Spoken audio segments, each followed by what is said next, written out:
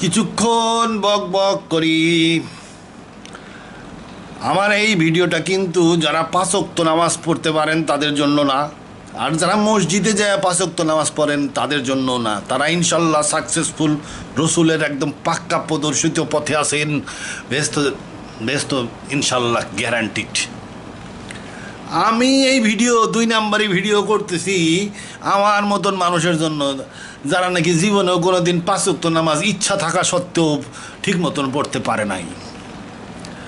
আমি জীবনেও কোনো একদিন 5 ওয়াক্ত নামাজ পুরাপুরি পড়তে পারি নাই। একবার পড়ছিলাম ইয়েতে যায়, কাবা শরীফে যায়, কী কয় ওর নাম, ছোটো হজ, ওটাতে কী কয়, ওই যে ওমরা। একদিন খুব কষ্ট করিয়া জোরজার করিয়া এদিক ওদিক খেয়াল নাই, সারাদিন কাবায় বসে থাকলাম, থাইকা 5 ওয়াক্ত নামাজ ইমামের আন্ডারে পড়ে আসছি একদিন। আর পড়তে পারি না। সকালে পড়ি তো বিকালে মিস, বিকালে পড়ি তো রাত্রে মিস, রাত্রে পড়ি তো সকালে মিস, মিসের উপরে আসি। তো এখন কি করব, উপায় তো একটা বাইর করতে হবে। এই জন্য আমি কোরআন পাঠ করে একটা সহজ পদ্ধতি বাইর করছি। এই সহজ পদ্ধতি আসলে কোরআনে দেখলাম কইছে নামাজ প্রতিষ্ঠা করো দিনের 2 প্রান্তে। তা আমি এর আগে একটা ভিডিও বানাইছি, ইচ্ছা আছে পড়ে না, ভিডিওর নাম ইচ্ছা আছে পড়ে না। সেখানে আমি বর্ণনা করছি যে সকালে 2 ওয়াক্ত 2 রেকাত, সকালে 2 রেকাত, আর সন্ধ্যা মানে বিকালে কিংবা রাত্রে 2 রেকাত পড়লেই হবে। কারণ আল্লাহ বলছে দিনের 2 প্রান্তে, আর তো কিছু বলে নাই, ওই দিনের 2 প্রান্তেই বলছে। আচ্ছা, ওইটা ওই ইচ্ছা আছে পড়ে না নামক ভিডিওতে ওইটার ব্যাখ্যা আমি ভালো করে দিছি। দিনের 2 প্রান্তের কোরআনের নামাজ ধৈর্য 2 প্রান্ত ধৈর্য বসে আছি এখন, আল্লাহ ভরসা। তা এখন এই দিনের 2 প্রান্তের নামাজ, এর মধ্যে আবার কিন্তু আরও সিস্টেম আছে। ওই যে কয় যে প্রান্ত হারাম, মানে সূর্য ওঠার সময় বা সূর্য ডুবার সময় হারাম, ওয়া কিন্তু কোরআনে নাই, যে কোনো সময় পড়লেই হয়। সূর্য ওঠার আগে বা পরে যখন ঘুম থেকে উঠলেন তখন 2 রেকাত নামাজ পড়লেই হয়ে গেল। আর সন্ধ্যার সময় সূর্য ডুবার আগে বা পরে যে কোনো সময় 2 রেকাত নামাজ পড়লেই হয়ে গেল। পাক না পাক কিছু লাগবে না, পাক না মাক লাগবে না। পাক না পাক বলে কোনো কিছু কোরআন শরীফে লেখা নাই। শুধু বলছে অজু করতে হবে, মুখমণ্ডল ধোক, হাত কোনোই পর্যন্ত ধো, মাথা মোছে, পাও মোছে, অজু করে কিছুক্ষণ কোরআন পড়লেই নামাজ পড়া হয়ে গেল।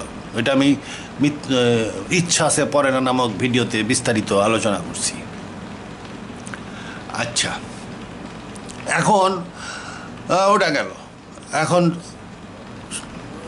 ধর্ম সম্বন্ধে সহজ পদ্ধতি, এই ব্যাপারে আপনার সাবধান থাকতে হবে 2 জাতীয় লোকের থেকে।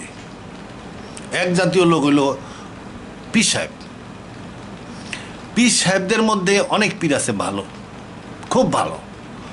আচ্ছা, তবে আবার অনেক পীর কিন্তু বিপদে নিয়ে যায়, নানান প্রকারের কোরআন বিরোধী কনসেপ্ট তাদের আছে, নানান প্রকারের কোরআন বিরোধী কনসেপ্ট, বৈষ্ণবী কনসেপ্ট, কৃষ্ণ কনসেপ্ট, নাম ঘুরেই আর কি। তারপরে ওই যে কুষ্টিয়ার কেরাজিনী লালনের কনসেপ্ট, নানান প্রকারের আউল বাউলের কনসেপ্ট ঢুকাইয়া গ্রাম্য পর্যায়ে এটা বেশি আছে আর কি, গরিব মানুষের মধ্যে এটা বেশি সহজেই চালাই দিতে পারে। নানান রকমের কোরআন বিরোধী কনসেপ্ট ঢুকাইয়া আপনারা খাওয়াই দিল, তারপরে আপনার বিপদে নেওয়ার একটা বন্দোবস্ত। অতএব সব পীর কিন্তু ভালো না। সেরকম হুজুর, সব হুজুর কিন্তু ভালো না। অনেক হুজুর আছে খালি হাদিস ছাড়া কিছুই পড়ে না। হুজুর কিন্তু মনে করেন নামাজের সময় দেখবেন যে কোরআনের আয়াত পড়তেছে, কিন্তু ওই আয়াতগুলোই খালি জানে, মুখস্থ করে নিয়েছে কোরআন নামাজ পড়ানোর জন্য। আসলে ওই আয়াতের অর্থ ভালো করে জানে না, মানে কোরআন পড়ে নাই সে ভালো করে। এ হলো হাদিস হুজুররা, বাংলাদেশের হুজুররা সব হলো হাদিসের হুজুর। হাদিসের হুজুর, এই যে দেখেন যে হাদিসের হুজুর, হাদিস মানে কেউ আছে হাফেজ, ছোটোবেলায় কোরআনের হাফেজ হয়েছে, কিন্তু হাফেজ হইয়া কিন্তু সে কিন্তু আরবি শিখে নাই, অর্থ জানে না, ওটার তফসরাও শিখে নাই, কিছুই শিখে নাই। ও খালি হাফেজ হয়েছে, মুখস্থ করছে আর কি। এই মুখস্থ টুখস্থ করে মাদ্রাসায় গেছে, আর মাদ্রাসায় ওরে ভালো কইরা হাদিস শিখিয়ে দিছে।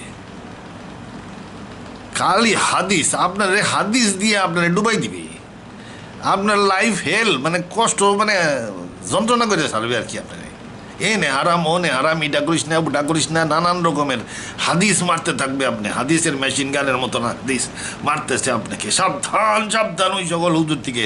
এরা কিন্তু হাদিস, হাদিস কী হয়েছে, হাদিস হইলো ছোটো ছোটো কথার টুকরা আর কি। ওর প্রেক্ষাপট নাই, আগে কি ওটাও নাই, পরে কি ওটাও নাই, ঘটনা কোন ঘটনায় এই কথা রসুল বলছেন ওটাও নাই। মানে রসুলুল্লাহ তাকে বলিয়াছেন, কেন বলিয়াছেন, কখন বলিয়াছেন, কোন ঘটনার প্রেক্ষাপটে বলিয়াছেন, ওগুলো কিছুই নাই। মনে করেন 3টা লাইন আপনারা শোনাই দিল, আপনি এখন এই 1400 বছর পরে ওই 3 লাইনের আমল করা শুরু করলেন আর কি। আচ্ছা, যেখানে রসুলুল্লাহ সাল্লাল্লাহু আলাইহি সাল্লাম স্পষ্টভাবে হাদিস জ্বালায় পোড়ায় ফেলতে বলছেন, খালি উনি যে হাদিস পোড়ায় ফেলতে বলছেন তা না, পরবর্তী 100 বছর সাহাবারা যতদিন বাইসে ছিলেন কাউরে হাদিসের বই লিখতে দেন নাই। এবং কোনো হুজুরে যদি এই মসজিদে বা এখানে ওখানে ওয়াজে হাদিস বলতেন তাহলে সাজা হইতো। হাদিস বলাও নিষেধ ছিল, খালি যে বই বানাবেন নাও নিষেধ তা না, হাদিস বলাও নিষেধ। হাদিস বেত্তা মানে যারা হাদিস বলতেন এরকম লোকরে হজরত ওমর জেলেও দিছেন, এবং হজরত ওমরের জীবদ্দশায় জেল দিয়ে বেরিয়ে পারে নাই। উনার জেল মানে কি, তুগলুকি জেল। আচ্ছা, সাহাবিরা লিখতে দেন নাই, বলতেও দেন নাই, তাবিনরাও লিখতে দেন নাই, বলতেও দেন নাই, তাবিনরাও হাদিস লিখতেও দেন নাই, বলতেও দেন নাই। তার মানে হাদিস যে রসুলুল্লাহ নিজেই নিষিদ্ধ করে থুয়ে গেছেন সেটা সুস্পষ্ট। কেন? কারণ ওর প্রেক্ষাপট নাই। রসুলুল্লাহ কাকে বলিয়াছেন, কেন বলিয়াছেন, কোন ঘটনার প্রেক্ষাপটে বলিয়াছেন, ওসব কিছুই নাই। খালি 3টা কথা আপনার 3 লাইন নিয়ে আসলো, হাদিস, প্রেক্ষাপট নেই। রসুলুল্লাহ রাগান্বিত হইয়া বলিয়াছেন না খুশি মনে বলিয়াছেন, রসুলুল্লাহ ওই বিশিষ্ট সাহাবিকেই বলিয়াছেন না সর্ব সাহাবিকে বলিয়াছেন, নাকি মুসলিম উম্মাকে বলিয়াছেন, কিছুই নাই। এই জন্য এইসব জিনিস পোড়ায় ফেলতে বলছেন। কোরআন হইল সংঘবদ্ধ বই, একদম সুন্দরভাবে সাজানো, একদম স্টেপ বাই স্টেপ ক্লিয়ারলি আপনাকে বলে দিবে এইভাবে মুসলমান হইতে হবে। আর জান্নাত এইখানে এইটার মধ্যে আছে সরল পথ, এইটা ধরে চললেই তুমি তো বেঁচতে চলে যাবা। এই জন্য আমি 2 ওয়াক্ত নামাজ ধরে বলাইছি। আচ্ছা, হাদিস ডেঞ্জারাস, হাদিসই হুজুর যারা কোরআন নিয়ে বেশি গবেষণা করে নাই, কোরআন পড়েও না, জানে না, এখন হাদিস মুখস্থ করা হুজুর, ও কিন্তু কোরআনেরও হাদিসের মতনই দেয়। আপনি যদি ওরে কোরআনের ব্যাপারে এই ব্যাপারে জিজ্ঞেস করেন যে এই ব্যাপারে কোরআন কি বলছে, সে কোরআনের যে কোনো জায়গাতে একটা আয়াত উঠায় আপনারা দিয়ে দিব। কারণ ও হাদিসের তো সে ওই খাপ ছাড়া জিনিস পড়ে অভ্যস্ত। কোরআনের 2টা আয়াত আইনে আপনারা দিয়ে দিল যে এই আয়াতে এই কথা আছে। কোরআনের 2 আয়াত ওর আগে পিছে সে আর গণ্য করে না, কারণ ওই লাইনে পড়াশোনাই নেই। প্রেক্ষাপট বিবেচনা করে একটা জিনিস, একটা লাইন প্যারাগ্রাফের মধ্যে কিভাবে বসে, আর কতগুলো প্যারাগ্রাফ মিলে কিভাবে একটা ঘটনার বর্ণনা আসে, কিভাবে একটা জিনিস আস্তে আস্তে আগায় যায়, এই জিনিসটাই তো সে জানে না। সে হাদিস পইরা হইতেছে, ওই শিখছে। সেরকম কোরআনের 2টা আয়াত উঠায় নিয়ে এসে আপনারা বলে দিবে, মানে বলে দিল আয়াত, কোরআনের আয়াত বললো একটা, রসুল যা দেয় সেটা নাও, রসুল যা দেয় না সেটা নিও না, এরকম একটা আয়াত নিয়ে আসলো। এটা কিন্তু আসলে আয়াত, কোরআনে আয়াত, এটা বলছে কোরআনে বলছে রসুল যা দেয় তা নেও। অতএব হাদিস তোমার নিতেই হবে, হাদিস ছাড়া তোমার ইসলাম হবে না। আর বেটা রসুল যা দেন তা নেও, এই কথাটা তো বলছে গনিমতের মালের পরে। আগের আয়াতে গনিমতের মালের কথা কওয়া হয়েছে, মানে একটা যুদ্ধলব্ধ মাল, সেটা নিয়ে কারাকারি হয়ে যেতেছিল, মনোমালিন্য হয়ে যেতেছিল। তখন আল্লাহ কইল এই গনিমতের মালের পলিসি কি, রসুল যা দেবে সেটা নিবা, দিবে না যেটা সেটা নিবা না। গনিমতের মালের একটা আয়াত আপনারা হাদিসের সাথে লাগাই দিচ্ছে। কেন? ওর ট্রেনিংটাই ওই রকম। এই ধরেন ওর ট্রেনিংয়ের ঠেলাটা একটু দেখাই নেই, এই হাদিস কেমনে মুখস্থ করে। এই দেখেন, এই যে ভিডিওটা দেখেন, হাদিস মুখস্থ করতেছে। এই যে হাটহাজারি, এই হাটহাজারি দেখেন হাদিস মুখস্থ করছে কেমনে, এটা কিন্তু কোরআন পড়তেছে না। অনেকে মনে করতে পারেন কোরআন পড়তেছে, এটা কিন্তু কোরআন পড়তেছে না, এটা হলো হাদিস মুখস্থ করছে। এই যে হাফিজি হুজুর, না মনে হয় হাফিজি হুজুর বসে আছে, আর বাকি সব সাগরেদরা বসে আছে, ওনারা ওইখানে হাটহাজারিতে এই হাদিস খতমে, এটা কি আল্লামা আহমেদ শফি হাটহাজারি মাদ্রাসা খতমে বুখারি। খতমে বুখারি মানে আমরা যেটা বলি না খতমে কোরআন, মানে পুরা কোরআন পড়ে হলাই দেয় একসাথে বৈশা, সেরকম এটা হলো খতমে বুখারি। তাইলে এই বুখারির মুসলমান এই দেখেন কি করে।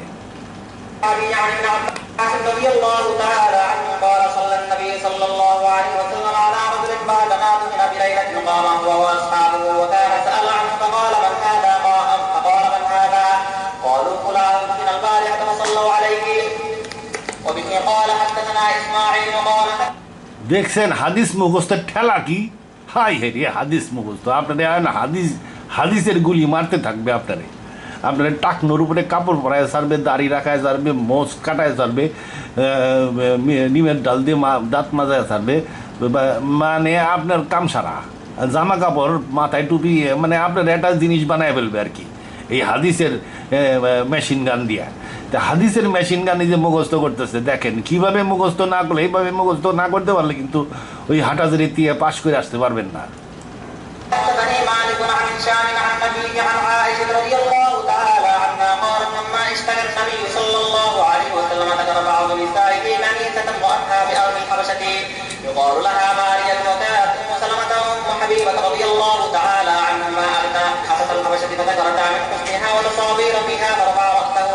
فقال أولئك إذا مات منهم الرجل الصالح بنوا على مسجدا ثم صوروا فيه تلك الصور أولئك شرار الخلق عند الله. وبه قال حدثنا محمد بن سنان قال حدثنا فليح قال حدثنا هلال بن علي عن أنس بن مالك رضي الله تعالى عنه قال شهدنا عند رسول الله صلى الله عليه وسلم ورسول الله صلى الله عليه وسلم جالس على القبر فرأيت عينيه تتبعان فقال هل فيكم من أحد لم يقارف الليلة فقال أبو طلحة أنا قال فأنت في قبرها قال فأنزل في قبرها. আপনি মনে করতে পারেন যে এবারটা তো সুন্নি, এত হাদিস মুখস্থ করে কা, যাহা সুন্নি তাহাই আহলে হাদিস, একই জিনিস। সুন্নি আর আহলে হাদিস কিন্তু পার্থক্য নাই। আহলে হাদিসরা বলবে যে আমরা ওহাবি, ওহাবি আর আহলে হাদিস এক জিনিস না। ওহাবি হলো একটা আন্দোলনের নাম, আর আহলে হাদিস হলো একটা ফেরকার নাম। ওই ওহাবিরা ব্রিটিশের চক্রান্তে যখন ফেরকা হয়ে গেল তখন তাদের নাম হইল আহলে হাদিস। ব্রিটিশরা দেখলো যে ওহাবিদের যন্ত্রণায় পারা যায় না, ওহাবিরা খালি স্বাধীনতা সংগ্রাম করছে, তিতুমিরের বাঁশের কেল্লা, এটা না আরও অনেকগুলো হয়ে গেল, খালি মারামারি, ব্রিটিশের বিরুদ্ধে আন্দোলন। তারপরে বহুত গবেষণা কইরা মাদ্রাসা টাদ্রাসা বানাইয়া সিলেবাস ঠিক কইরা ওহাবিদেরকে বলে দিল তোমরা আর ওহাবি না, এখন থেকে তোমরা আহলে হাদিস।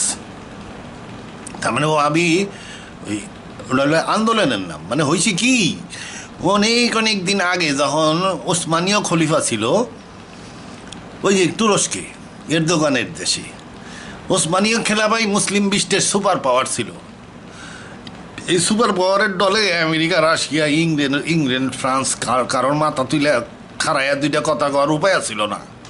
ও অটোমান এম্পায়ার, ওরে বাপ রে বাপ, দেন না তুরস্ক কত ছোট হয়ে গেছে, তারাই ডরায় কাঁপে সবাই। আর যখন অটোমান এম্পায়ার ছিল তখন তো বিশাল ব্যাপার।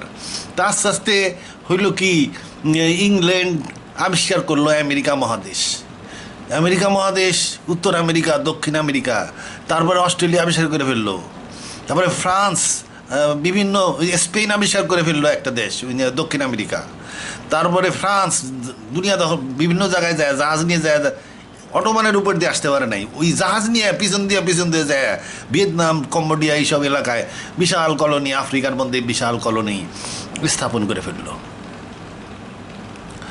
আস্তে আস্তে টাকা পয়সা, শিল্প বিপ্লব হয়ে যাওয়ার পরে ট্যাঙ্ক, কামান এইসব টানানের কারণে অটোমান একটু দুর্বল হয়ে গেল। মরক্কোর ওই দিক দিয়ে ইউরোপিয়ানরা একটু দখল করা শুরু করলো। আবার ভারত ব্রিটিশের দখলে চলে গেল। তখন আরবের ওহাবি সাহেব উনি খেপে গেলেন যে কি মুসলমান বিশ্বের মধ্যে আগ্রাসন হইতেছে, আক্রমণ হইতেছে, অটোমান খলিফা কিছুই করতে পারতেছে না, আন্দোলন।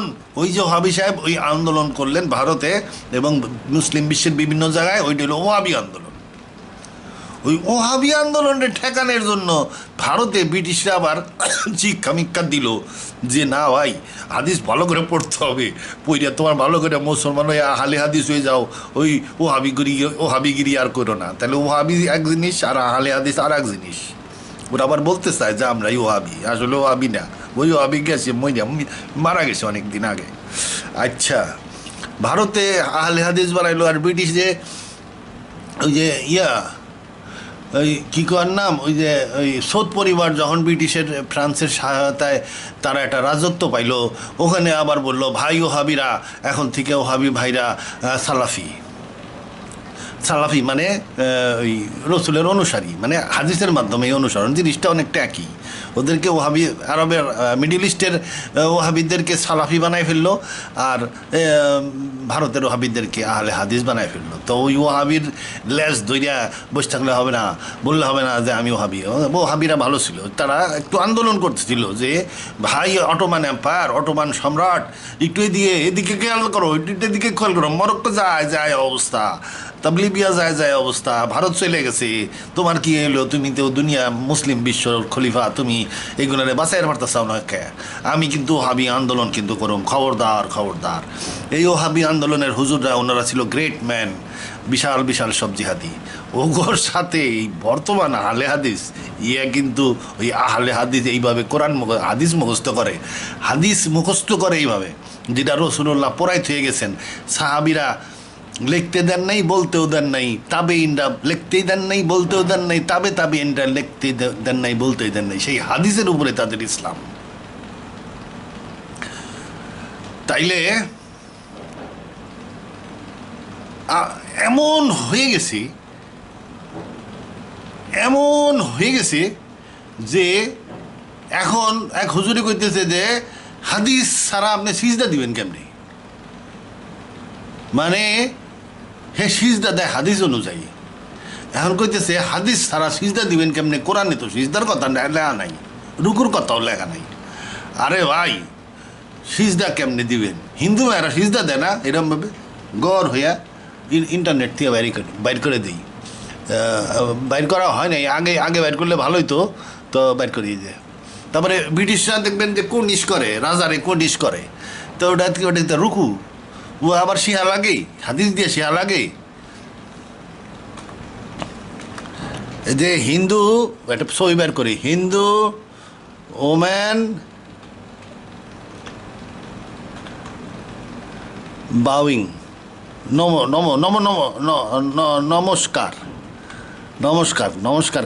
নমস্কার কেমনি করে? আচ্ছা, হিন্দু ওমেন নমস্কার। এখন আচ্ছা, এটা তো ভাই হাত জড়ো করে নমস্কার করতেছে, আর ও নমস্কার যে মাথা সিজদা করে নমস্কারও করে না, মানে কি জানি কর নাম একরে। আচ্ছা, যাই হোক, ছবি টবি তো এগুলা বলে হাদিস দিয়ে শিয়া লাগে। এই কোরআন শরীফ মূল, এইটা শিখতে হবে আগে, তফসরা করার আগে শিখতে হবে। তারপরে হাদিস তো নিষেধ, হাদিস পড়ায় ফেললে ভালো হয়। আর যদি পড়ায় না ফেলতে চান, বই কিনে হালাই দিয়েছেন 500 টাকা দিয়ে, এখন পড়াইবেন কেমনে? ওটার উপরে লিখতে হবে, একটা কাগজ দিয়ে লিখে রাখবেন ইতিহাস। কারণ রসুলের সিরাত কিন্তু ভেরি ইম্পর্টেন্ট। রসুলের জীবনী, রসুলের সময় মক্কার সামাজিক অবস্থা, প্রাথমিক যুগের ইসলামের ইতিহাস, এইগুলার থেকে কোরআন বোঝার জন্য এইগুলা সাহায্য করে। রসুলের জীবনী এবং ইসলামের ইতিহাস, মদিনার সমাজ, মক্কার সমাজ, ওই সময়ের পলিটিক্যাল অবস্থা, এইসব জিনিস আপনাকে কোরআন বুঝতে সহায়তা করবে। হাদিস না, হাদিস তো সারা কথা, ও আপনার কোরআনের থেকে আপনার দূরে নিয়ে যাবে। এই জন্য কী করতে হবে? আপনার রসুলের সিরাতের মাধ্যমে কোরআন বুঝতে হবে। এখন ওই সিরাতকে ভালো মতন পাওয়ার জন্য আপনি হাদিসকে রাখতে পারেন ইতিহাসের উপাত্ত হিসাবে, জ্ঞানের জন্য হাদিস পড়তে পারেন, না পড়লেই ভালো হয়, যদি না পড়তে পারেন, রসুল্লাহ পড়াই ফেলছেন তো ওগুলো তো পড়াই ফেলছেন।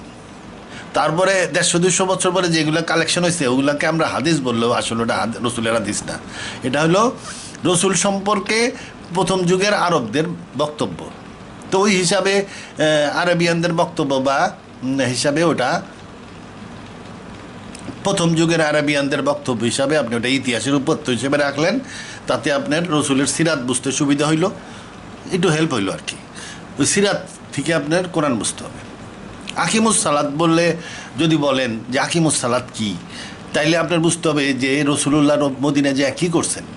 সালাত মানে সিস্টেম প্রতিষ্ঠা, নেতৃত্ব প্রতিষ্ঠা, নামাজ প্রতিষ্ঠা। ওই যে আমরা যে নামাজ পড়ি ওই নামাজও সালাতের একটা অংশ। নামাজে কোরআন পড়বেন, সেই অনুযায়ী কোরআনকে সমাজে বাস্তবায়ন করবেন, সব কিছুই সালাতের মধ্যেই পড়ে। ইমামকে মেনে চলবেন, ওটাও সালাতের মধ্যে পড়ে, কারণ আপনি মুসল্লি হয়ে যাচ্ছেন ওখানে। তো সালাত প্রতিষ্ঠা, জাকাত প্রতিষ্ঠা, এগুলো রসুলের জীবনী থেকে আপনারা জানতে পারবেন। এটা জীবনী দরকার। তাই বলে ওই খাপ সারা হাদিস যে এই যে মুখস্থ হইতেছে ইয়া কিন্তু ওই যে মুখস্থ হ্যাঁ মুখস্থ করার তালে আছে, ইয়া কিন্তু ইয়া না। এখন কোরআনও কিন্তু বোঝার মধ্যে অনেক, কোরআনেরও 12টা বাজাই হচ্ছে অনেকে।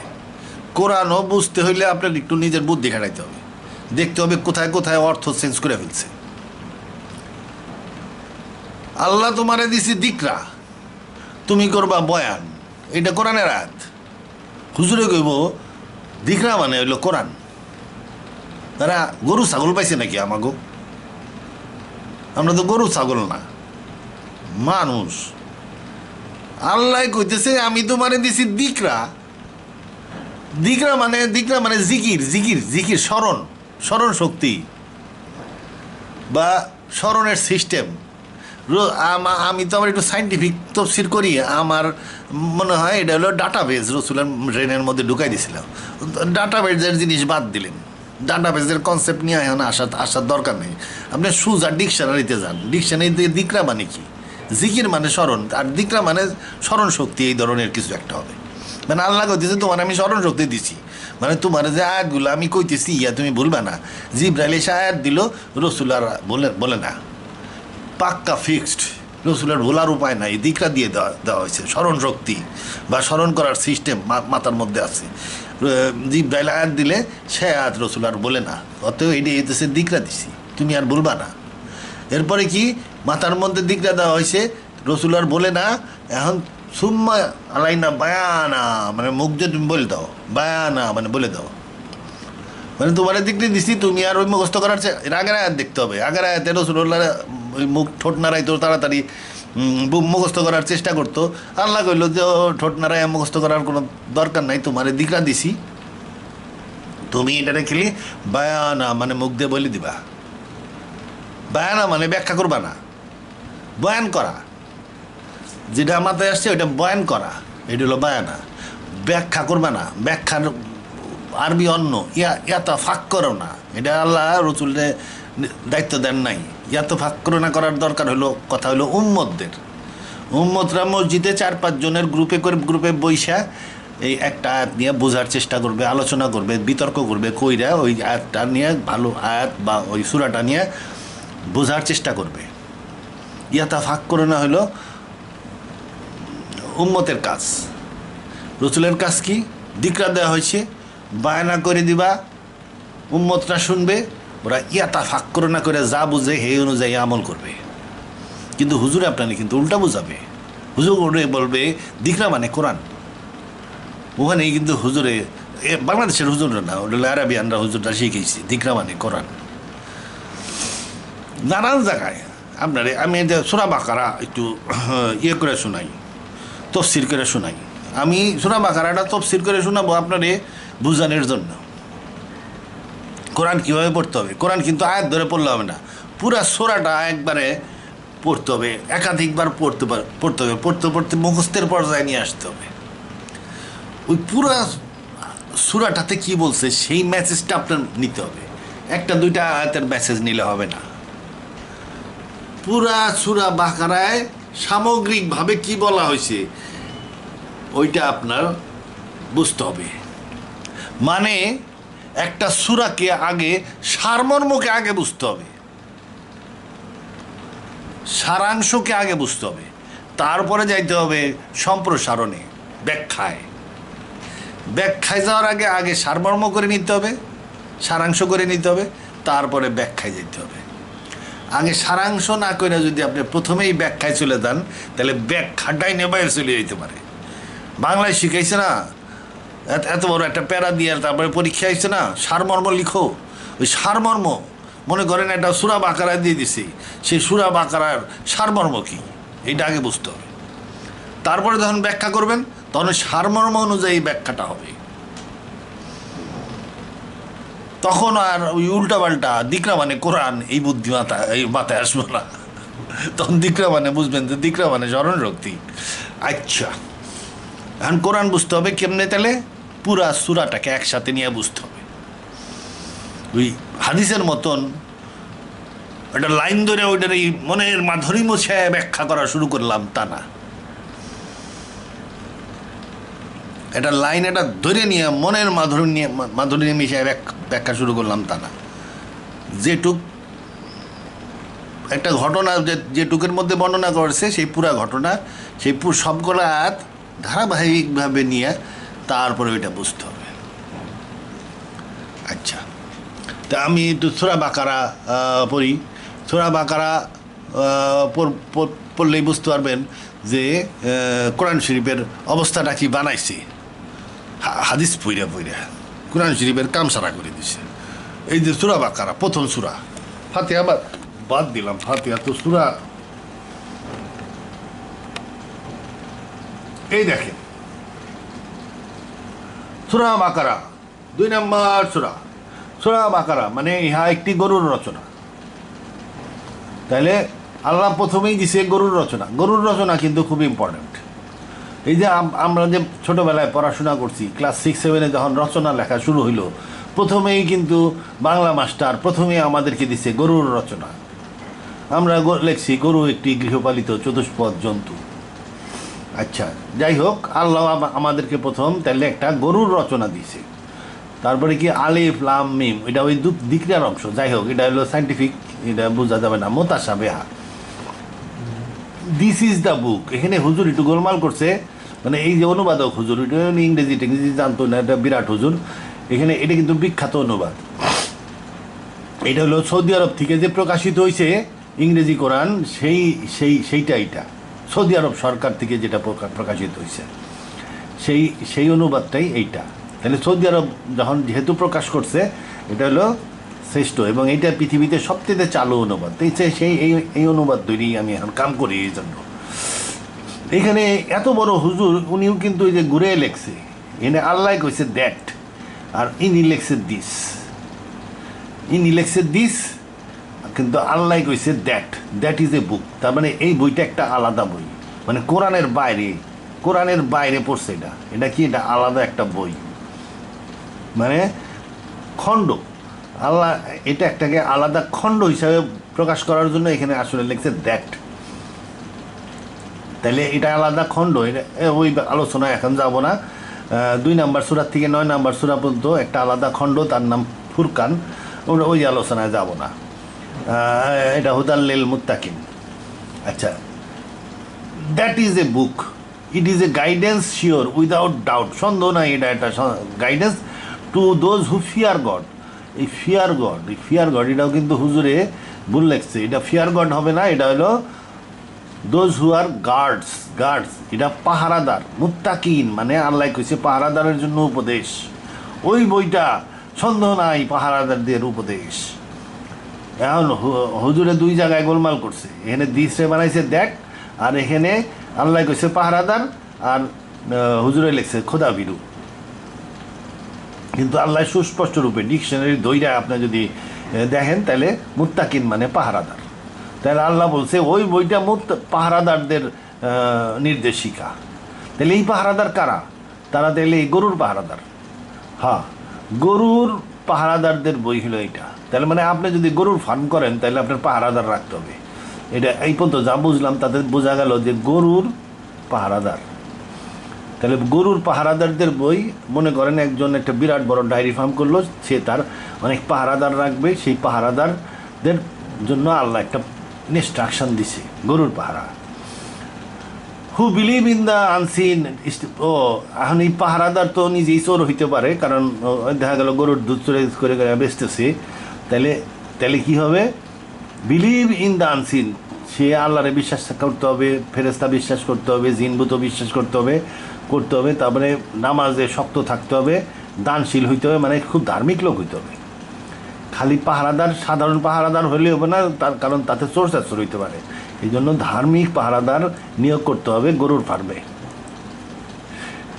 ফার্মে, ধার্মিক পাহারাদার। তাই এই জিনিস আল্লাহ কেমনি কি, আল্লাহ এই গরুর রচনা প্রথমে দিল, বিষয়টা কি?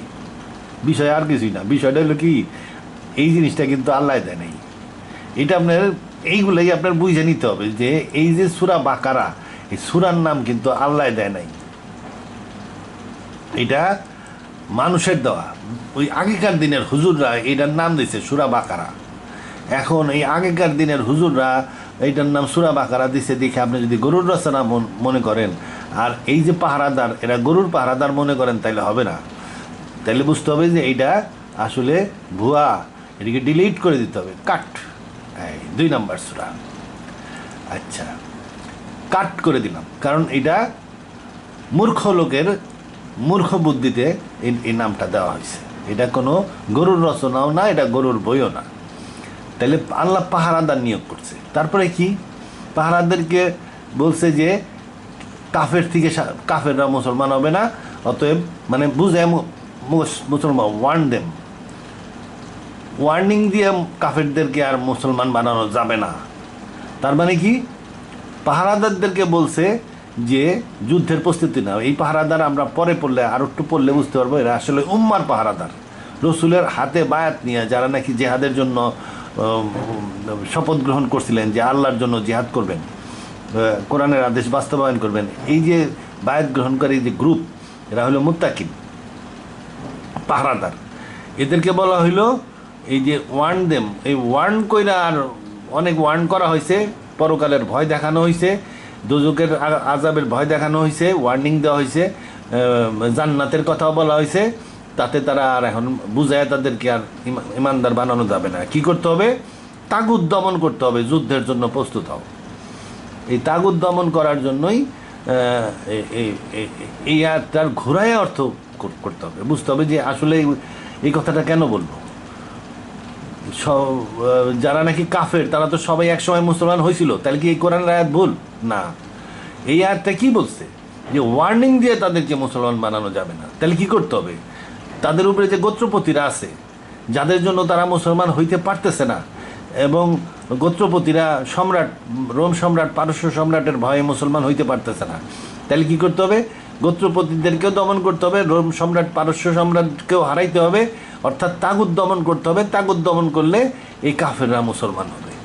এই যেই পাহারাদারদেরকে বললো, পাহারাদারদেরকে আরও সাবধান করলো, সাবধান সাবধান, তোমাদের মধ্যে কিন্তু মুনাফিক আছে, তারা তলে তলে তোমার শত্রু। আচ্ছা, এবং মুনাফিকের অবস্থা কি? ঝরে পরে খাওয়ার মতন, the lighting all but snatch away their sight. তার মুনাফিকরা ভীত, তারা ঝরে পরে খাওয়ার মতন অবস্থা, এই জন্য তারা ওই তাগুতের সাথে যোগাযোগ রক্ষা করে। পৃথিবীরে বানাইছি তোমার জন্য বিছানা, আর অতএব তার থেকে বৃষ্টিও দেই, আকাশে ছাদ বানাইছি, এইসব দেখে টেখে তোমার বুঝতে হবে যে কোরআন ঐশী গ্রন্থ। আসলে এখন বিশ্লেষণ করলে বোঝা যায় যে পৃথিবীর আসমান কেমনে ছাদ হইলো, পৃথিবী কেমনে বিছনা হইলো, প্লেট টেকনোলজিসের মাধ্যমে, অ্যাটমসফিয়ার কেমনে ছাদ হিসাবে কাজ করে, ম্যাগনেটোস্ফিয়ার কীভাবে ছাদ হিসাবে কাজ করে, এসব আলোচনা করলেই বোঝা যায় যে কোরআনটা ঐশী গ্রন্থ। তারপরেও চ্যালেঞ্জ দিছে, যদি বিশ্বাস না হয় তাহলে এইরকম সূরা বানাও, পারবা না। তারপরে কি বললো? তিনি 27 মান মহাবিশ্ব সৃষ্টি করছেন। তারপরে আল্লাহ বললো যে মানুষকে তিনি প্রতিনিধি হিসাবে সৃষ্টি করছেন। প্রতিনিধি হিসাবে সৃষ্টি করার পরেই ফেরেশতারা বললো, প্রতিনিধির কি দরকার, আমরা তোমার ডাইরেক্ট অর্ডারে কাজ করতেছি, এইটাই তো ভালো, সিস্টেম ঠিক আছে, সিঙ্গুলার কমান্ড, ইউনিটারি কমান্ডে তো সব কিছু ভালো চলে। ফেরেশতারা বললো যে আমরাই তোমার প্রশংসা ও গ্লোরিফাই করি, মানে আমরা তোমার ডাইরেক্ট আদর্শে কাজ করতেছি, এটাই হলো মধ্যাহ্নে প্রতিনিধি নিয়োগ করলে গোলমাল হবে। কারণ এক এক প্রতিনিধির এক এক বুদ্ধি হবে। আল্লাহ বলল যে আমি যা জানি তুমি যা জানো না, প্রতিনিধি আমি বানাইই ছাড়বো। তারপরে আদমনে অনেক কিছু শিখাইলো এবং আদম শিখা ফেললো। তার মানে তখন ফেরেশতাদেরকে দেখাইলো যে দেখো এই জীবটা কিন্তু অন্য জীবের মতন না, এর শিক্ষা গ্রহণের ক্ষমতা খুব বেশি, এ অনেক জ্ঞানী হয়ে যাবে। এই জ্ঞানী হওয়ার কারণে এই চ্যানেল অফ কমান্ডের মধ্যে গোলমাল সৃষ্টি হবে না, সে ঠিকই আমার প্রতিনিধি হিসাবে কাজ করতে পারবে। তার মানে আমরা আল্লাহর প্রতিনিধি এবং আমাদের শিক্ষা গ্রহণের ক্ষমতা আছে। এই যে আদম কই দিল। তারপরে কি এই যে একটা আল্লাহ আস্তে আস্তে নিয়ে যাচ্ছে। প্রথমে পাহারাদার নিয়োগ করলো, তারপরে কইলো যে তাগুত দমন করতে হবে, তারপরে বললো যে সাবধান, তারপরে সাবধান ইয়ের থেকে, মুনাফিক থেকে, তারপরে বললো যে তুমি আমার প্রতিনিধি, তোমার শিক্ষা গ্রহণের ক্ষমতা আছে। তারপরে কি বলতেছে ইহুদিরা খারাপ। এই দেখেন একটা ধারাবাহিকভাবে আগায় যাচ্ছে ঘটনাটা। ইহুদি খারাপ, ইহুদি খারাপ, ইহুদি খারাপ। ইহুদিদের নানান রকমের সমালোচনা করলো এবং এই সমালোচনার মাধ্যমে মুসলমানদেরকেও শিখাইলো যে ওই রকম হয়েও না, তাদেরকে মান না দিছি। তারপরে একটা শহরে ঢুকে দখল করে নিবার করলাম, হ্যাঁ ঢুকলো না। তারপরে কি কয়, শেষে ইহুদিদের অনেক সমালোচনা করে তারপরে আবার করলো, কারণ ইহুদিরা তো মুসলমানদের মতন তৎকালীন মুসলমান আর কি, এরা তুই আল্লাহর ইসলাম গ্রহণ করছিল, মুসার অনুসারী। এই জন্য বললো দোজ হু বিলিভ, যারা বিশ্বাস করে এক আল্লাহরে, পরকালে বিশ্বাস করে এবং সৎ কাজ করে, খ্রিস্টান হোক ইহুদি হোক, কোনো ভয় নেই, বেঁচতে চলে যাবে। এটা লাস্টের কথা কয়ে আবার ইহুদিদের কথা শুরু করলো। এই যে we raised above you, Sinai পাহাড় তোমার মাথার উপরে উঠে ধরছে, ধরে তারপরে কি কইছে, we raised above you of mount Sinai, Sinai পাহাড় আল্লাহ মাথার উপরে ইহুদিকে মাথায় ধরছে। Hold firmly what have been given to you, মানে তোরারে শক্ত করে ধরো, তোরারে শক্ত করে রাখো, বাট ইউ টার্ন ব্যাক। তারা তোরারে মুখস্থও করলো না, শক্ত করেও ধরলো না। তারপরে আল্লাহ একবার বলছিল যে একটা গরু কোরবানি দাও, তারপরে নানান রকম প্রশ্ন, তারা কথা শুনতো না। তারপরে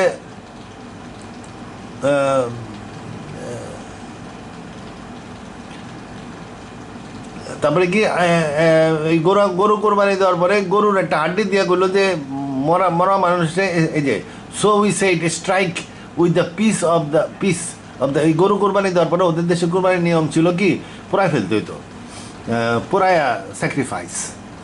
এখন ওই পোড়ানোর পরে যে হাড্ডিটা পড়েছিল, ওই হাড্ডি দিয়ে মরা মানুষের, মরা মানুষ একটা লোকের সম্ভবত মার্ডার করছিল না কি করছিল, ওই মরা মানুষের শোয়ানোর পরে ওই মরা মানুষ জ্যান্ত হয়ে গেল। জ্যান্ত হইয়া ওই অপরাধীরে ধরাই দিল। যখন অপরাধীরে ধরাই দিল, সম্ভবত ওই সময় দেন্সফোর্থ ওয়ার ইউর হার্টস হার্ডেন্ড, এরপরে ইহুদিরা খুব শক্ত হয়ে গেল। ওই মরা মানুষ উইটা সাক্ষী দিলে মানবই না, মানি না। দে বিকেম লাইক রক্স, পাথরের মতন হয়ে গেল, ইভেন ওর্স দ্যান হার্ডনেস, পাথরের সাথে শক্ত হয়ে গেল। ফর অ্যামং দ্য রক্স, এমন পাথরও আছে যা দিয়ে নদী বেড়ায়, যেটা ফাইটা পানি বাড়ে, কিন্তু এরা পাথরের মতন শক্ত জাত ইহুদি। এই মরা মানুষ জিন্দগের সাক্ষী দেওয়া হয়েছে, তাও তারা মানবে চায় না বা মানে নাই। Can ye entertain the hope that they will believe in you, তুমি কি মনে করো এরা তোমার বিশ্বাস করবে? মোহাম্মদ রেকল সাল্লাল্লাহু আলাইহি ওয়াসাল্লাম বলতেছে, এই ধরনের পাথরের মতন শক্ত লোক, যাদেরকে মরা মানুষ উইটা সাক্ষী দিলেও মানে না, এই লোক তোমার বিশ্বাস করবে না। আচ্ছা, এইটা রাসূলুল্লাহ বইলা তারপরে বললো যে তুমি তোমার মুখ এখন এই যে কাবার দিকে ফিরাও। এই ইহুদিদের অনেক বর্ণনা করছে যে ইহুদিদের থেকে ফেরত আসছো, ফেরত এসে ফাইনালি কি বললো, তারা বলে যে আমাদের সাজা নাই, কয়েকদিনের জন্য দোজখে যাব, কিন্তু একসময় বেঁচে যাবই। তারপরে নানান রকমের গ্যাব্রিয়েলের, জিব্রাইলের তারা শত্রুতা মনে করে।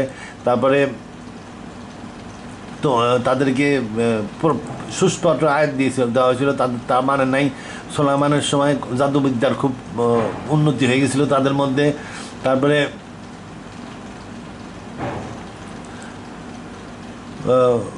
রাসূলুল্লাহ বললো যে আমি যে আগের তোরা বাদ দিয়ে তোমার নতুন আয়াত দিতেছি সেটা কিন্তু ভালো। None of our revelations do we abrogate, তোরার পরিবর্তে আমি যেসব আয়াত দিচ্ছি সেই cause to be forgotten, we substitute something better.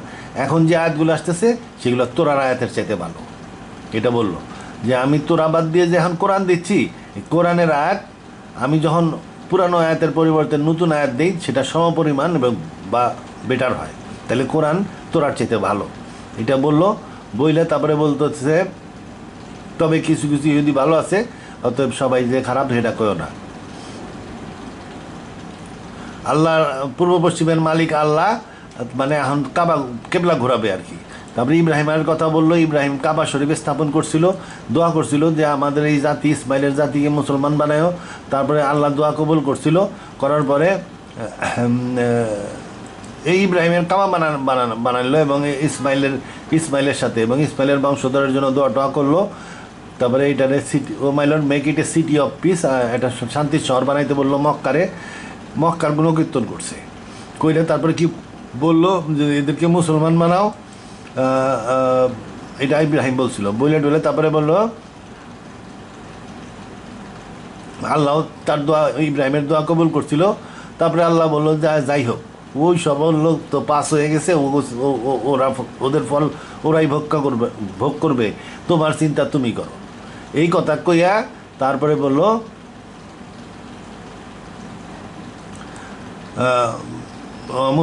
ইসলামের দিকে আসো। এবং এই সব নবী যে ইসমাইল এইসব এদেরকে ভালো বলো, ইসহাকও ভালো ছিল, ইহুদিরা যতই খারাপ হোক না কেন। What has turn them from কিবলা, কিবলা থেকে কেন, মানে তখন কাবা শরীফে আল্লাহ ঘোষণা করে দিল নতুন কিবলা। দাস ইউ মেড, এই কিবলা ঘোষণা করলো, এই কাবাকে কিবলা ঘোষণা করলো এই আয়াতে। এই কাবারে কিবলা ঘোষণা করেই বললো thus have we made you a উম্মা জাসলি ব্যারেন্ড। এই কিবলা মুসলমানদেরকে কাবা হয়ে গেল কিবলা, আগে ছিল জেরুজালেম। কাবারে কিবলা ঘোষণা করেই আল্লাহ বলল যে অতএব আমি তোমারে একটা উম্মা বানায় ফেললাম। তাহলে উম্মতে মোহাম্মদী তৈরি হয়ে গেল। ইসলাম ধর্মের মধ্যে ইহুদি ধর্মও ইসলাম, খ্রিস্টান ধর্মও ইসলাম, কিন্তু আমরা হইল কি ইসলাম এবং উম্মতি মোহাম্মদী, উম্মা বানাইলো আমাদেরকে। এখন উম্মা নতুন জাতি হওয়ার সাথে সাথে কি আইন কানুন দেওয়া শুরু হয়ে গেল। এই যে কিবলা দেওয়া দিছে, তারা কিবলারে ভালো করে এসে ইহুদি খ্রিস্টানরা কাবা যে কয়টা ইম্পর্টেন্ট জায়গা তারা জানে, কাবার রেপ্লিকা তারা মাথায় তেফলিম হিসাবে মাথায় বেঁধে রাখে ইহুদিরা, দেখেন। আচ্ছা, তাইলে তারপরে কি জিহাদ করো, ওই মুত্তাকিনদেরকে আবার বললো দরকার হলে জিহাদ করো, যারা আল্লাহর নামে মারা যাবে তাদেরকে মৃত বইল না, তারা জীবিত। তারপরে তোমাদের বিপদ আসতেছে, কারণ নতুন উম্মাহ তৈরি হয়েছে, বিভিন্ন রকমের বিপদ আসবে, যুদ্ধ বিগ্রহ হবে, তোমাদের এটা সহ্য করতে হবে। তারপরে হজের কথা বললো যে ছাপা মারোয়া, হজ করতে পারো, ছাপা মারে ঘুরতে পারবো। আইন কানুন উম্মাহ মানে আইন কানুন দেওয়া শুরু হয়েছে, এর মধ্যে ওই হজের ব্যাপারে আলোচনা করছে। তারপরে হারাম হালাল খাদ্য আইন আসলো, মানে উম্মাহ বানাইছে। এখন উম্মার তো আইন দিতে হবে। ওই যে শেখ মুজিবুর রহমান বাংলাদেশে মাটিতে পাও দিয়ে প্রথম কাজ কী করছে, বাংলাদেশের সংবিধান বানাইছে। দেশ হয়েছে, জাতি হয়েছে, অতএব সংবিধান লাগবে, অতএব সেরকম এই উম্মাহ বানাইছে। উম্মাহ হয়েছে, উম্মাহ হওয়ার সাথে সাথে উম্মার আইন কানুন আসবে, মানে এটা হলো সংবিধান, মুসলিম ধর্মের সংবিধান। তাহলে এই সূরাটার নাম হওয়া উচিত ছিল কনস্টিটিউশন অফ উম্মাহ বা উম্মা নাম দিলে ফরমেশন অফ এ নিউ উম্মাহ, একটি নতুন আম্মার জন্ম, এই ধরনের নাম দেওয়া উচিত ছিল। তার নাম দিয়া হুজুরটা নাম দিয়ে রাখছে গরু। আচ্ছা, আমি তো প্রায় বুঝছিলাম, প্রথমে মনে করলাম পাহারাদার নিয়োগ করতে হবে, মুত্তাকিন মানে গরুর পাহারাদার। তা আমি দেখি যে না, গরুর নামটা ভুল হয়েছে, এটা হুজুরদের দেওয়া। আসলে সারমর্ম থেকে বোঝা যাচ্ছে এটা উম্মা গঠনের সূরা। প্রথমে উম্মা গঠন করছে, এই যে উম্মা গঠন করে উম্মার আইন কানুন, আরও আইন কানুন আছে, ভর্তিকালী আইন কানুন। এই যে ল অফ ইকুয়ালিটি মার্ডার, এই মার্ডারের আইন দিচ্ছে এখানে, মার্ডারের আইন। তারপরে দেখেন এই যে মার্ডার সম্বন্ধে বললো, তারপরে বিকোয়েস্ট মানে ওসিয়তের আইন দিছে। তারপরে কি আরও আইন আছে, ফাস্টিং রোজা রাখতে হবে, এই আইন দিল। আচ্ছা, তারপরে কি উম্মাহ বানায় এইসব আইন কানুন দেওয়া শুরু করলো। এই fighting in the cause of আল্লাহ বললো যে হ্যাঁ তুমি আল্লাহর তোমার ডিফেন্সের জন্য ফাইট করতে পারো, আক্রমণাত্মক ফাইটিং অফেন্সিভ জেহাদ, আক্রমণাত্মক জেহাদের কথা সূরা নিসাতে এবং তওবাতে আছে। সূরা বাকারাতে হলো প্রতিরক্ষামূলক, মানে তোমার আক্রমণ করলে তুমি যুদ্ধ করতে পারবে। এই সূরা বাকারাতে এই অনুমতিটা দেওয়া হয়েছে। আক্রমণাত্মক জিহাদ কিন্তু এখানে নাই, এটা আছে সূরা নিসাতে এবং সূরা তওবাতে। তারপরে দান ঠান করো, স্পেন্ড দান করতে বললো, হজ করতে বললো। এই যে হজ মানে পুরা উম্মার যত আইন কানুন সব এরপরে দিছে আর কি, দিছে। আগেই যাই, এগুলোর মধ্যে সব দেখবেন খালি আইন কানুন।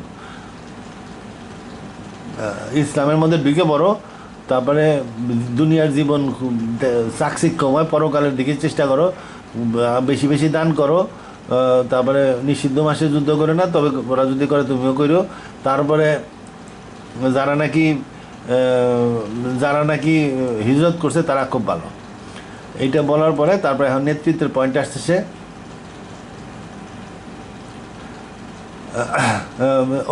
এতিমদের সম্বন্ধে ইনস্ট্রাকশন দিল এখানে, অরফ্যান্স।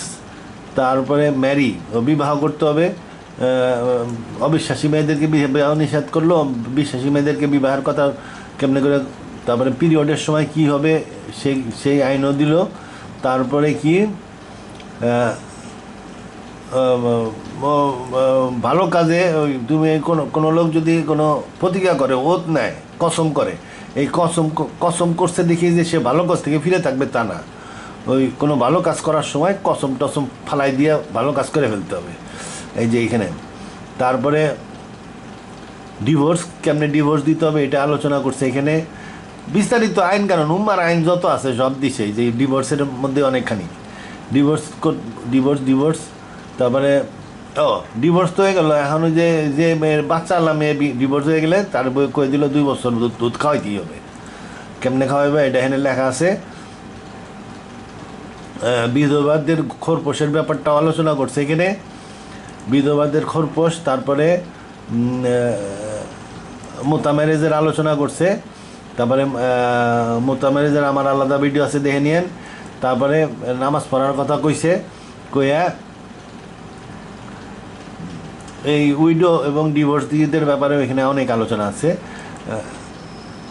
এরপর এলো নেতৃত্ব। এই যে ইহুদিদের এক্সাম্পল দিয়ে নেতৃত্ব বোঝাইছে। ইহুদিরা বললো যে অ্যাপয়েন্ট আছে কিং, আমাদেরকে একটা রাজা দাও, আমরা অত্যাচারিত হচ্ছি। আল্লাহ তাদের তালুত্রে দিল, এরপরে তালুত্রে তারা মানলো না। এটার মাধ্যমে আল্লাহ বুঝাইলো যে তালুত্রে মানতেছে না তারা। আল্লাহ বললো যে তোমাদের মধ্যে যে নেতা হবে সেই নেতাকে তোমরা মাইনে চলবা। এখন নেতা তাহলে কে হবে? নেতা নির্বাচনের পলিসি কি? নেতা মানে কি? উম্মার একজন নেতা লাগবে। তার মানে সে কি? আবু বকর নিজেরা বলতেন খলিফাতুর রসুল, রসুলের প্রতিনিধি। রসুল যখন জীবিত ছিলেন তখন তিনি উম্মার নেতা ছিলেন। রসুল মারা যাওয়ার পরে খলিফাতুর রসুল, বা আমরা সংক্ষেপে তাকে বলি খলিফা। তাহলে এই খলিফা হইতেছে উম্মার নেতা। তাহলে উম্মার নেতা কেমনে নির্বাচন করতে হবে এটা আল্লাহ বলে নাই। আল্লাহ না বলার কারণে কি হলো? আলী মুআবিয়ার মধ্যে বিরাট ফাইট হয়ে গেল, উমাইয়াদ আব্বাসিদদের মধ্যে বিরাট ফাইট হয়ে গেল, তারপরে আরবিয়ানদের মধ্যে, অটোমানদের মধ্যে ফাইট হয়ে গেল। এটা আল্লাহ না বলার কারণে হয়েছে, এটা আল্লাহর দোষ আসলে, কিন্তু তা না। আল্লাহ বলে দিছিল নেতা কিভাবে নির্বাচন করা হবে। আল্লাহ কি বলছিল? আল্লাহ বলছিল আয়াতুল কুরসি, আল্লাহ চিরজীবী, ঘুমতন্দ্রা স্পর্শ করিতে পারে না, তারপরে তার ইচ্ছা ছাড়া কিছুই হয় না। এইসব আল্লাহ বলল। এই যে আয়াতুল কুরসিতে আল্লাহর প্রশংসা করছে এবং আল্লাহর কিছু গুণাবলী বর্ণনা করা হয়েছে। তার অজানায় কিছুই হয় না। তার মানে ইমাম বা খলিফা আল্লাহ দিবে। এই জন্য তার মানে কি? এই আয়াতুল কুরসি, এই যে নেতৃত্বকে মাইনে চলা, তালুতের গল্পের মাধ্যমে নেতৃত্বকে মাইনে চলার শিক্ষা দেওয়ার পরেই আল্লাহ আয়াতুল কুরসি কেন দিল? মানে নেতা নির্বাচনের জন্য ফাইট করো না, এটা আল্লাহ দিবে। আচ্ছা, আল্লাহ নেতা দিবে। নেতা যখন আসবে, খলিফা যখন আসবে, তখন সবাই দেখবে, চাঁদ উঠলে সবাই দেখে। যেমন প্রথম বিশ্বযুদ্ধের পরে খিলাফত ধ্বংস হয়ে গেছে, তারপরে আবার খিলাফত জায়গা উঠতেছে এখন 1400 হিজরির থেকে। কোন খিলাফত জায়গা উঠতেছে? এটা হলো খোমেনি, ইরানে খেলাফত জায়গা উঠতেছে। এবং খেলাফত জায়গা ওঠার প্রয়োজন কেন? কারণ খলিফারা কিন্তু রাষ্ট্র চালায় না, গভর্নমেন্ট ফর্ম করে না। খলিফার মাত্র 2টা কাজ। একটা হলো উনি জাকাত সংগ্রহ করে বিতরণ করেন, যার ফলে মুসলমানদের উপকার হয়। 2 নম্বর কাজ হলো তার আন্ডারে আছে এই যে মুত্তাকিনের দল। এই সূরা শুরু হয়েছে পাহারাদার মুত্তাকিন। এই মুত্তাকিনের দল এরা বিভিন্ন জায়গায় জেহাদ করে। যেমন ইমাম খোমেনি জেহাদ করতেছেন কোথায়? লেবাননে জেহাদ করতেছেন, ইসরায়েলে জেহাদ করতেছেন, গাজাতে জেহাদ করতেছেন, ইয়েমেনে জেহাদ করতেছেন, সিরিয়াতে জেহাদ করতেছেন, ইরাকে জেহাদ করছিলেন, আফগানিস্তানে জেহাদ করছিলেন।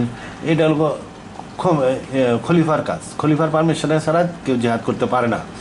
এমনকি আপনি যদি কোনো দেশের সরকারে ফালাই দিয়ে সরকার গঠন করতে চান গণতান্ত্রিক আন্দোলনের মাধ্যমে, সেটা কিন্তু ইসলামী না। আপনি এটা করতেছেন আপনার নিজের কাজ, এটা ইসলামী কাজ করতে, এটা যদি ইসলামী বানাইতে হইলে খলিফার পারমিশন লাগবে। খলিফা যদি বলে যে হ্যাঁ তুমি ওই কাম করো, তাহলে করতে পারবেন।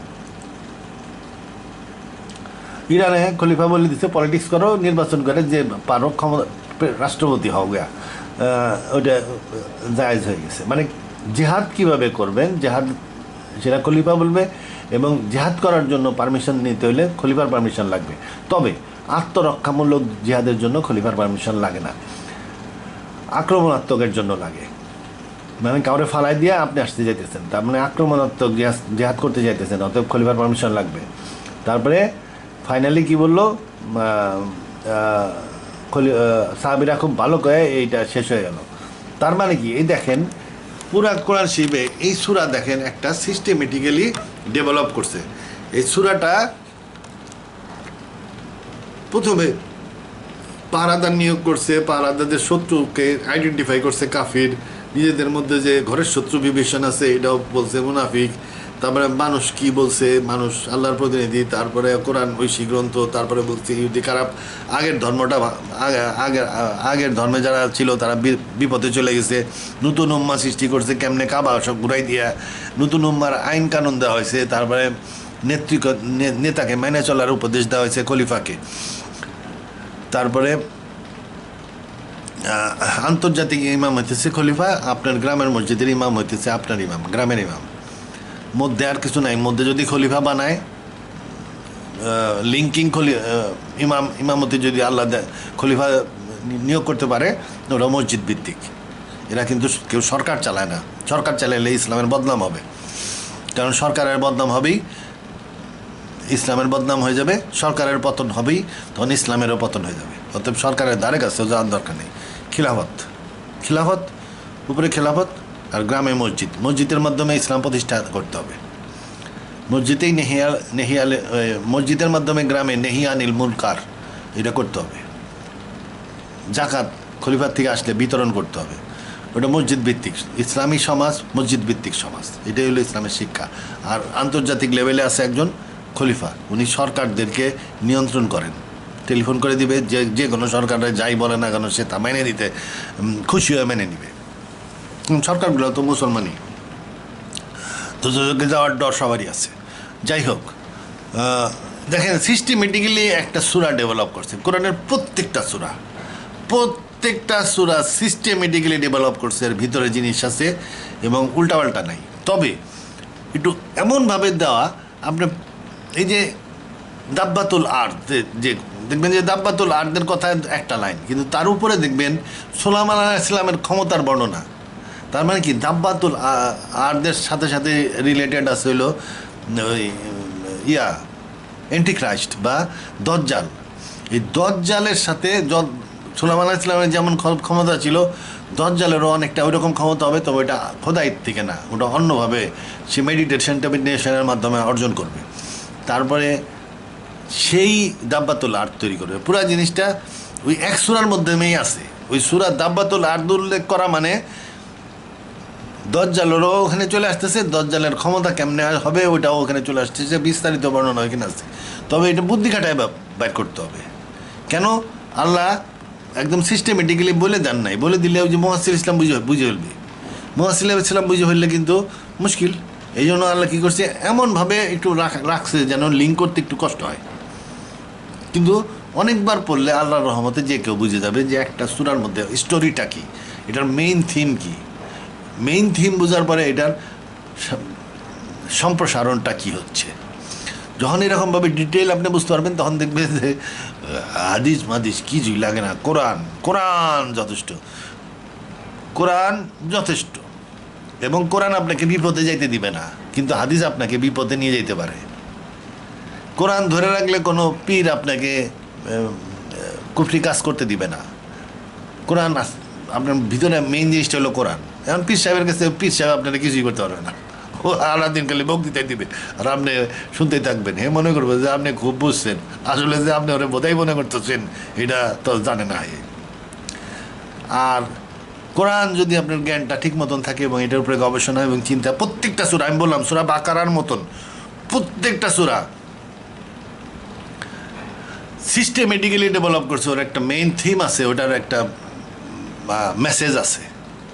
যদি বুঝতে না পারেন তাহলে কি, সরাসরি সাইন্টিফিক তফসির দিয়ে গুগলে সার্চ দিবেন, আমার তফসির চলে আসবে। ওটা অবশ্যই এখন ইংলিশে আমার তফসিরটা বেড়ে যাবে। আমার তফসিরে প্রত্যেকটা সূরার তফসির করা আছে, ওটার একদম সিস্টেমেটিক্যালি বুঝাই দেওয়া আছে একদম। মানে তখন আর আপনারা নিজের আর চিন্তা করা লাগলো না। আমি যে 35 বছর ধরে কোরআন নিয়ে চিন্তা করতেছি, আমার চিন্তার মাধ্যমে আপনি নেক্সট লেভেল থেকে শুরু করে দিলেন। 31 বছর বয়স থেকে গবেষণার 31 ইয়ার টপ গবেষণা থেকে আপনি শুরু করলেন। কোরআনের কোনো সীমারেখা নাই। আপনি উঠতে উঠতে দেখা গেল আপনি 60 ইয়ারে চলে গেছেন। আমি 30 ইয়ারে পর্যন্ত পৌঁছাইছি, আপনি ওখান থেকে উইরে চলে যাচ্ছেন 60 ইয়ার্সে। কারণ আমার গবেষণার সাথে আপনারটা অ্যাড হয়ে যাচ্ছে, আমার গবেষণা আপনার সাথে অ্যাড হয়ে যাচ্ছে। প্রত্যেকটা সূরা আমি সিস্টেমেটিক্যালি এক্সপ্লেন করা আছে, সাইন্টিফিক। এটাই হলো সাইন্টিফিক। আমার সাইন্টিফিক তফসির অফ দ্য কোরআন মানে কিন্তু সায়েন্সের সাথে মিলানো না, যে হ্যাঁ অমুক বৈজ্ঞানিকে কইছে এইটা, কোরআনেও আছে এইটা, এগুলা না।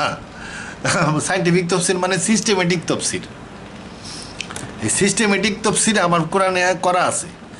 কোরআনের কোথায় একটা সূরার কোথায় ইন্ট্রোডাকশন, কোথায় বডি, কোথায় কনক্লুশন, কোথায় রিকমেন্ডেশন, আমার সূরা পড়লে সুন্দরভাবে সাজায় দেওয়া আছে। আপনি আমার সাইন্টিফিক তফসির অফ দ্য কোরআন এটা লেখা সার্চ দিলে, কিংবা সাইন্টিফিক তফসির অফ জাকারিয়া কামাল এটা গুগলে লেখা সার্চ দিলেই আমার সাইন্টিফিক তফসির চলে আসবে। সাইন্টিফিক তফসির অফ জাকারিয়া কামাল আসলে ওই আমার ওয়েব পেজে গেলে টিপ দিলেই পার্ট 1 ডাউনলোড হয়ে যাবে, তবে টিপ দিলে পার্ট 2 ডাউনলোড হয়ে যাবে, টিপ দিলে পার্ট 3 ডাউনলোড হয়ে যাবে। আপনি ওই আমার তফসির পড়লে আপনার চিন্তা করা লাগলো না। 30 বছরের চিন্তা আপনার মধ্যে ডাইরেক্ট চলে গেল। আপনি 31তম বছর দিয়ে থেকে শুরু করলেন, আপনি চিন্তা করতে করতে আরও উপরে চলে যেতে পারতেছেন, অযথা আর আপনার গোড়ার থেকে শুরু করা লাগতেছে না। তো আমার তফসির পড়েন ইনশাল্লাহ, ঠিক আছে। আচ্ছা, এটা হইল কথা। তফসির পড়লে দেখবেন যে আল্লাহ জটিল বুদ্ধিও দিছে। 5 ওয়াক্ত নামাজ কিন্তু কোরআন অনুযায়ী আপনি পড়তে পারেন, কোনো অসুবিধা নেই। ভালো, রসুলও এই পদ্ধতিতে নামাজ পড়তেন। উনি অবশ্যই 3 ওয়াক্ত পড়তেন, এখন হুজুররা আরও শক্তিশালী করছে, এটাকে 5 ওয়াক্ত বানাই দিচ্ছে। হুজুররা শক্তিশালী করছে হাদিস দিয়া, কইটা ওটারে 5 ওয়াক্ত বানাই দিচ্ছে। রসুল্লাহ 3 ওয়াক্ত পড়তেন, হুজুররা তো আরও উন্নত। কোথায় মানে মনে করেন বড় বড় হুজুর, হানিফ সাহেব, ইমাম আবু হানিফা, তারপরে আরও আছে বোখারি, মুসলিম, এরা তো বিরাট বিরাট লোকজন। এরা 3 ওয়াক্তকে 5 ওয়াক্ত বানাই দিছে। কোরআনে লেখা আছে আকিমুসসালাত 3 ওয়াক্ত সর্বোচ্চ করা যায়। রসুল্লাহ 3 ওয়াক্তই পড়তেন। জোহর আসর পড়তেন, ওক্তের শুরুতে জোহর, ওক্তের শেষে আসর। ওইটার এই 2 ওয়াক্ত বানাইছে, মানে ওটার শক্তিশালী করছে। আচ্ছা, যাই হোক, হাদিসের থেকে সাবধান। আপনার হাদিসকে বিচার বিশ্লেষণ করে দেখা ওতে দূরে থাকলে তা পারলে খুব ভালো কোরআন পাঠ। আর যদি মনে করেন যে হাদিস বাদ দেওয়া যাচ্ছে না, কারণ হাদিস থেকে শিখছেন, করেন, অসুবিধা নাই। দাড়ি রাখলে কোনো সওয়াব হয় না, তবে হাদিস অনুযায়ী আপনি দাড়ি রাখতে বলতেছে। এখন হাদিস অনুযায়ী আপনি দাড়ি রাখলেন, এতে আপনার সওয়াব হইল না, গুনাহ হইল না। এখন রাইখে তো ক্ষতি নাই। আপনারা জোর করে দাড়িটা রাখাই দিয়েছে, এমন হইতে পারে অনেকে দাড়ি ঢাকা পছন্দও করে। আপনার হুজুরে কইছে যে বিরাট সওয়াব, কিন্তু আসলে ওর মধ্যে কোনো সওয়াবও নাই, ওটা না রাখলে কোনো গুনাহও নাই। কারণ যদি সব গুনার ব্যাপার হইতো তাহলে কোরআনে উল্লেখ থাকতো।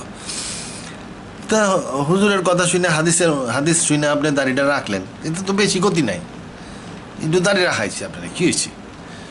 প্যান্ট বানাই নিয়ে আসছেন, দেখা গেলো টাকলোর নিচে পড়ে যায়, আপনি কাইটা একটু ছোটো করলেন, কী যায় আসে? এখন পিন্দা দেখলেন বোধাই দেখা যাইতেছে। হুজুর আপনারা বোধাই বানায়, হুজুরের লাভ কি? ও হ্যাঁ, বোধাই মানে ধার্মিক, এটা হইতে পারে।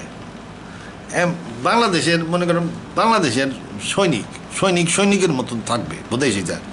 আচ্ছা, কিন্তু দেখেন আমেরিকান সৈনিক দেখবেন খুব স্মার্ট, টার্মিনেটরের মতন দাঁড়ায় রয়েছে, টার্মিনেটরের মতন এইভাবে সৈনিক দাঁড়াইছে, 5 জন সৈনিক লাইন দিয়ে খাড়া রয়েছে এরকমভাবে, দেখে মনে হইতেছে টার্মিনেটর সব কটা, ভয়ঙ্কর।